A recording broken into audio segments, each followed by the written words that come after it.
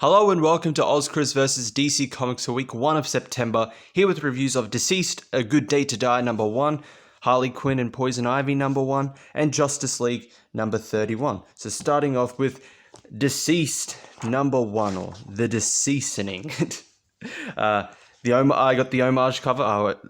It's just the thing I get now. It's just I get the horror variants. I like them. They're good homages. So The Deceasing. So I'm going to assume The Conjuring is what it's the horror film it's homaging. So written by Tom Taylor, art by Laura Braga and Derek Robertson, coloring by Rain Burrito, the variant by Yasmin Putri. So Big Barda and Mr. Miracle find Apocalypse is gone. Darkseid is dead. They've been trying to investigate the source of this virus, and so is Mr. Terrific.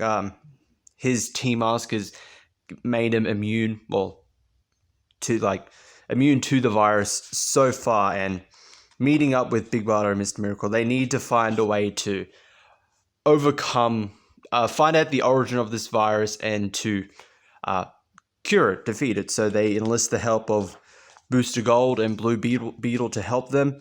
They decide that, well, given, they need more help on the magical side, they also try to recruit Constantine, John Constantine.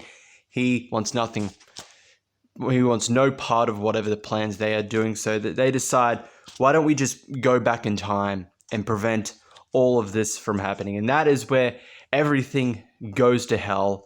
Hardly anyone survives. And I'll leave it there. So story, I'm going to give it a 4 out of 5. It was good story, good tie-in, which you don't need to read. This is completely optional to DCeased. It hardly touches upon the main event of DCeased. This is just a side story. It is all well self-contained to itself. As far as I know, there's still like a couple more issues. I think like 2 issues left of the main DCeased story. So we'll see. But overall, so far, this is self-contained to itself, as a tie-in should be. You shouldn't have to rely on tie-ins to understand the complete story, the main event. So it did its job well. The art and the coloring, I'm going to give a 4.5 out of 5. Great art and coloring. Really, really like the art here.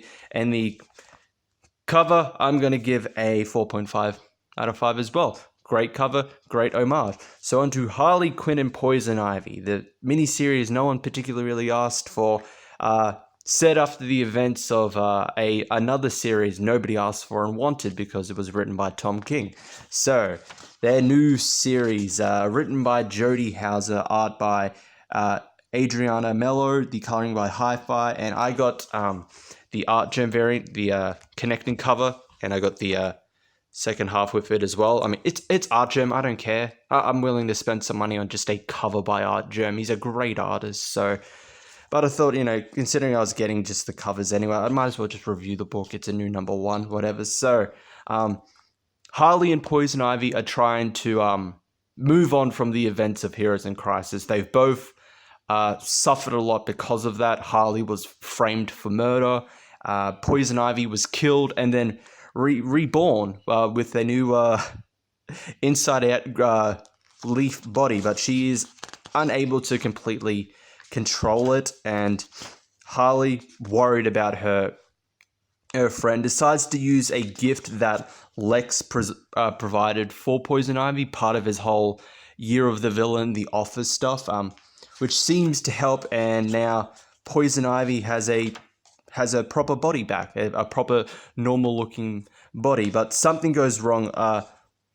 All the plants in the house start to attack Harley and Ivy, and we'll leave it there. I'm not going to particularly spoil who did that.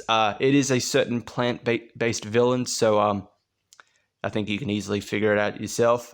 Here's another clue. They're also currently in Justice League Dark. There we go. So, story, I'm going to give it a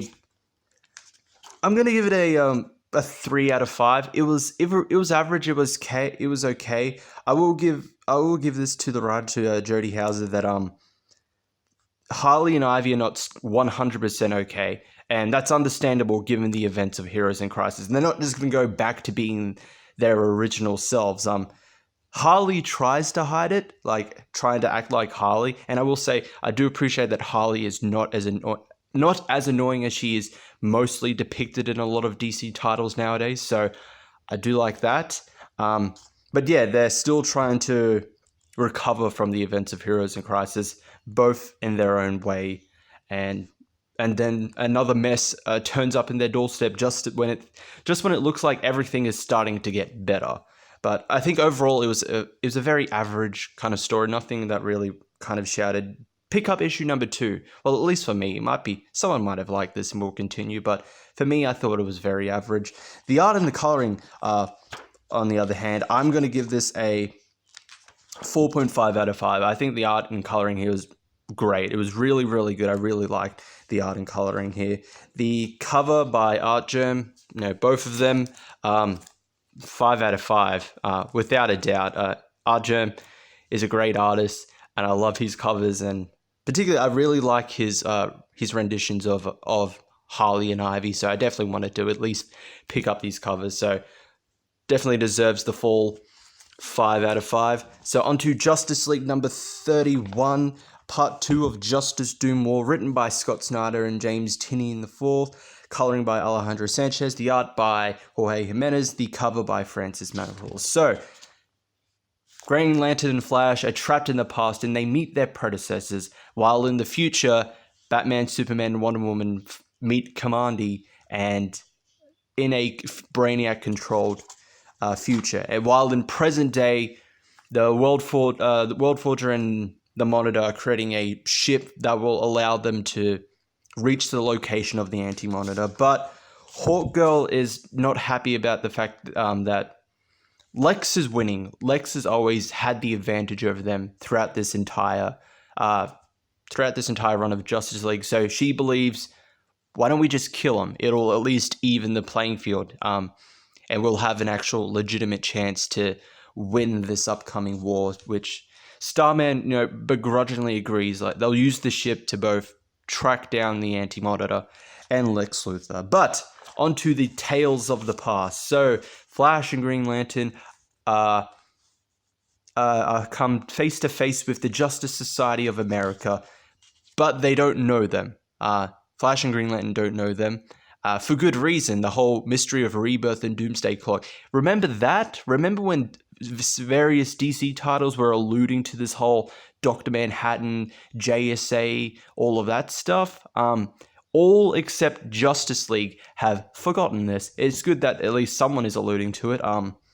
They do mention the fact that, despite the fact it's supposed to be their past, no one knows who the JSA is. And Dr. Fate mentions that time has been altered many times. So they are acquainted with the JSA, who decide to help Flash and Green Lantern locate the piece of this totality, which happens to be Starman's cosmic rod. While in the future, Batman, Superman, Wonder Woman, and Kamandi go to the ruins of the Hall of Justice and are confronted by various Brainiac drones and discover that they are just in one bottled future. Brainiac hasn't located the totality piece in the future yet, so he's bottled every potential future in search of this, and they also need to find a way to reach each of these bottled futures to find the totality piece before him. So, story, I'm going to give this a 4.5 out of 5. It's great.